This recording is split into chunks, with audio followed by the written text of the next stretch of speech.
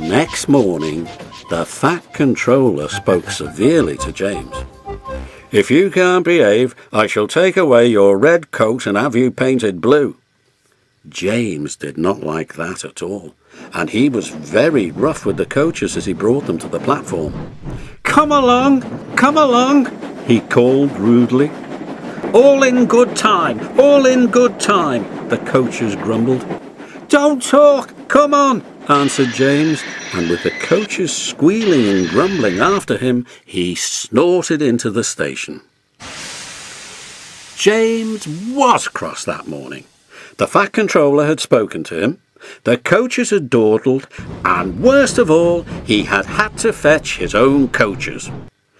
"Gordon never does," thought James, "and he is only painted blue. A splendid red engine like me should never have to fetch his own coaches." And he puffed and snorted round to the front of the train and backed onto it with a rude bump. "Oh!" groaned the coaches, "that was too bad." To make James even more cross, he then had to take the coaches to a different platform where no one came near him as he stood there. The Fat Controller was in his office. The station master was at the other end of the train with a guard, and even the little boys stood a long way off. James felt lonely. "I'll show them," he said to himself. "They think Gordon is the only engine who can pull coaches." And as soon as the guard's whistle blew, he started off with a tremendous jerk. Come on, he puffed, and the coaches, squeaking and groaning in protest, clattered over the points onto the open line. "Hurry, hurry, hurry," puffed James. "You're going too fast, said the coaches, and indeed they were going so fast that they swayed from side to side.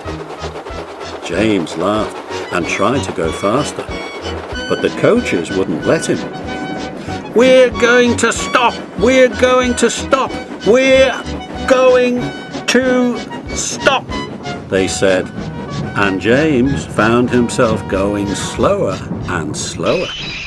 "What's the matter?" James asked his driver. "The brakes are hard on. Leak in the pipe most likely. You've banged the coaches enough to make a leak in anything." The guard and the driver got down and looked at the brake pipes all along the train.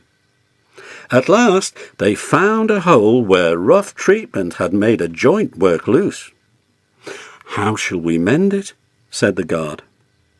James's driver thought for a moment.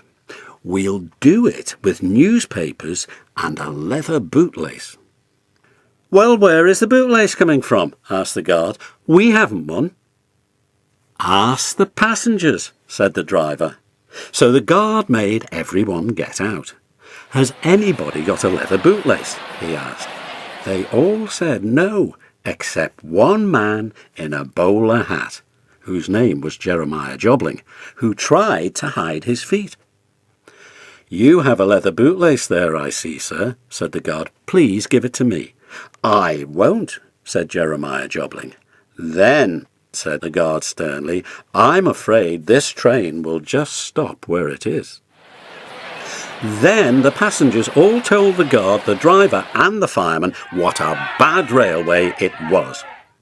But the guard climbed into his van, and the driver and fireman made James let off steam.